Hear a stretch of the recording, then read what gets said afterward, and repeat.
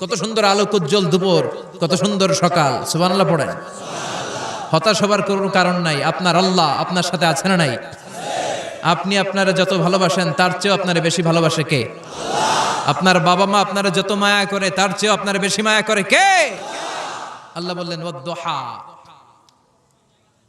সকালবেলার সূর্য কিরণের শপথ, ওয়াল-লাইলি ইযা সাজা, আর রাত্রির শপথ, রাত্রিটা যখন নিঝুম হয় আর নিস্তব্ধ হয়। সুবহানাল্লাহ পড়েন। তাহলে আল্লাহ আলো আর অন্ধকারের শপথ বা কসম কাটলেন, ঠিক কিনা? আলো দ্বারা আল্লাহ তাআলা ওহির আগমনকে বুঝিয়েছেন, আর অন্ধকার দ্বারা ওহির অনুপস্থিতি বুঝিয়েছেন। সুবহানাল্লাহ।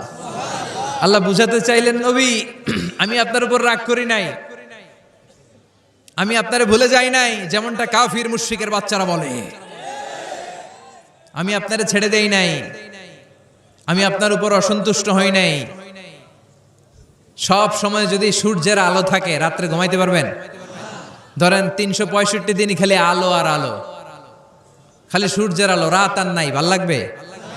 আবার সব সময় রাত, সূর্যের আলো নাই, ভাল লাগবে? রাত দিন দুইটার দরকার আছে না নাই? এই আলো দ্বারা আল্লাহ ওহির কথা বুঝালেন। আল্লাহ বুঝাতে চাইলেন, নবী আলোর শপথ আর অন্ধকারের শপথ, আমি যেমনি আলোর পর অন্ধকার দেই, তেমনি ওহির পর মাঝে মাঝে ওহি না পাঠিয়ে আপনাকে বিশ্রাম নেওয়ার সুযোগ করে দেই। বিশ্বনবীর কত ভালোবাসতেন আল্লাহ, কারণ ওহি রিসিভ করার মধ্যে একটা কষ্ট আছে না নাই? ও নবী, সব সময় যদি ওহি নাজিল হয়, আপনার স্নায়ু, আপনার দেহ, আপনার মাংসপেশি এই ওহি রিসিভ করতে পারবে না, আপনার স্নায়ু এটা বরদাস্ত করতে পারবে না। ওহির একটা কিরণ আছে, সূর্যের যেমনি তেজ আছে, আলো আছে, ওহিরও কিরণ আছে। সব সময় এই কিরণ আকাশ থেকে আপনার গায়ে পড়লে আপনি সহ্য করতে পারবেন না।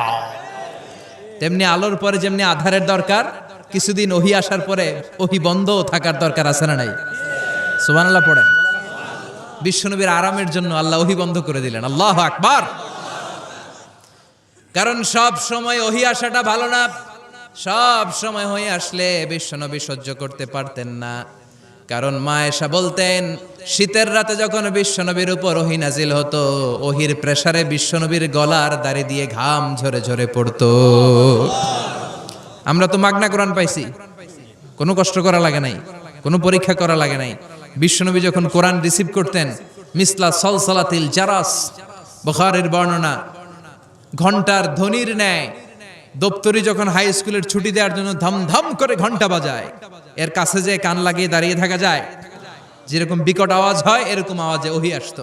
আর এই ওহি রিসিভ করতে যে মাঘ মাসের কনকনে শীতের রাতে বিশ্বনবী ঘেমে ঘেমে একাকার হয়ে যেতেন। আবার বিশ্বনবী যখন ওটের উপরে বসা অবস্থায় ওহি নাজিল হতো, ওহির ভাড়ে, ওহির চাপে, ওহির প্রেসারে, কোরআনের প্রেসারে ওটের বুকটা জমিনের মধ্যে লেগে যেত। আবার ঘোড়ার উপরে